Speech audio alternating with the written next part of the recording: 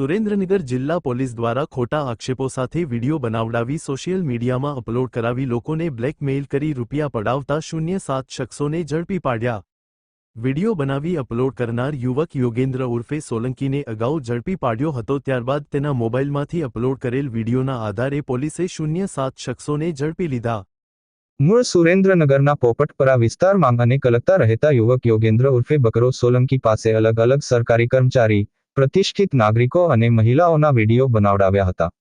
બીભત્સ અને બદનક્ષીના આક્ષેપોવાળા અલગ અલગ વ્યક્તિના વિડીયો યુવક બકરો સોલંકી પાસે બનાવી તેના ઇન્સ્ટાગ્રામ આઈડી પર અપલોડ કરાવી ડિલીટ નહીં કરવાની ધમકી આપી રૂપિયા પડાવતા હતા।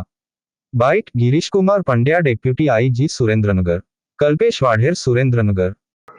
છેલ્લા કેટલાક સમયથી એક યોગેન્દ્ર ઉર્ફે બકરો અતુલભાઈ સોલંકી નામનો ઈસમ કે જે કલકત્તા, બોમ્બે અને થાણે આ બહારની રાજ્યમાં રહી અને પોતાના ઇન્સ્ટાગ્રામ ઉપર, વોટ્સએપ ઉપર અલગ અલગ વ્યક્તિઓ, અધિકારીઓ, મહિલાઓ એમના નામના ખોટા વિડીયો બનાવી અને એ વાયરલ કરતો હતો।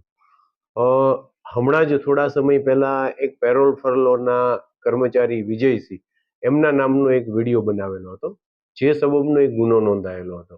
એ ગુનાના કામે જ્યારે આ યોગેન્દ્ર ઉર્ફ બકરાને અટક કરવામાં આવેલો તો એના મોબાઈલનું જે તપાસ દરમિયાન સર્ચ કરવામાં આવ્યું તો એણે અસંખ્ય લોકોના કે જેની અંદર પોલીસ કર્મચારીઓ, અધિકારીઓ, પ્રતિષ્ઠિત લોકો, નગરપાલિકાના અધિકારીઓ, સીયુષા મેડિકલ કોલેજના કેટલાક કર્મચારીઓ અને કેટલીક મહિલાઓ વિશે ખોટા વિડીયો મળી આવ્યા હતા।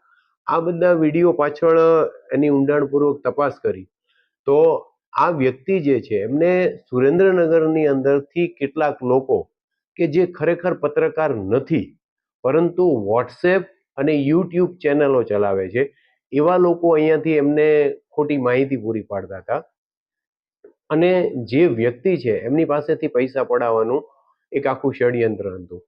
આ ષડયંત્રની અંદર આવા લોકો છે એ યોગેન્દ્ર બકરાને વોટ્સએપ કોલથી માહિતી આપતા અને આ વિડીયો છે એ પછી વાયરલ નહીં કરવાના, આ વિડીયો ડિલીટ કરવાના, એ લોકો પાસેથી પૈસા માંગણી કરતા અને કેટલાક કિસ્સાઓની અંદર આ બકરા દ્વારા અને એમના સાગરીતો દ્વારા જે વ્યક્તિઓ છે એમને જાનથી મારી નાખવાની ધમકીઓ પણ આપવામાં આવેલી છે। એમના મોબાઈલનું બધું ડિટેલ જ્યારે ઇન્વેસ્ટિગેશન કર્યું ત્યારે હાલ અમે 14 લોકો વિરુદ્ધથી સરકાર તરફે ગુનો દાખલ કર્યો છે અને એની અંદરથી જે 7 લોકો છે એમની ધરપકડ કરેલી છે। એના મોબાઈલની અંદર આ વ્યક્તિઓની સંડોવણીના પૂરતા પુરાવા છે। આ વ્યક્તિ પાસેથી 2 મોબાઈલ મળેલ છે તો એમાં જે વ્યક્તિ એની સાથે વોટ્સએપ કોલથી વાત કરેલી છે એ વાતના રેકોર્ડિંગ્સ પણ અમને મળેલા છે। એમાંના જે આ બધા આરોપીઓ છે એ આ બકરાની સાથે વાત દરમિયાન એને આ પ્રકારનો વિડીયો બનાવીને વાયરલ કરવાનું કહેતા હોવાનું જણાઈ આવે છે। સાથે સાથે 2 કે 3 ઈસમો એવા છે કે જે એને કોઈ પૈસા જે લેવાના હોય એ અહીંયાથી પૈસા એને ઓનલાઈન માધ્યમથી ટ્રાન્સફર કરી આપવાના, અહીંયા જે વ્યક્તિ પાસેથી પૈસા પડાવવાના હોય એ પૈસા લઈ અને એને મદદગારી કરતા હતા। એ લોકોને પણ આ ગુનામાં એરેસ્ટ કરવામાં આવેલું છે। ખાસ એવી હકીકત ધ્યાને આવેલી છે કે કેટલીક હોમગાર્ડ્સની અને પ્રતિષ્ઠિત મહિલાઓ છે એમના પણ બીભત્સ વિડીયો બનાવ્યા છે અને એમના પણ આ વાયરલ કરવાની ધમકી આપી અને પૈસા પડાવવાનું એમણે કાવતરું કરેલ છે। સાથે સાથે આ જે 14 લોકો જેની વિરુદ્ધ ગુનો દાખલ થયેલો છે એ ઉપરાંત હજુ પણ ઘણા બધા વિડીયોઝ છે એના મોબાઈલમાં છે।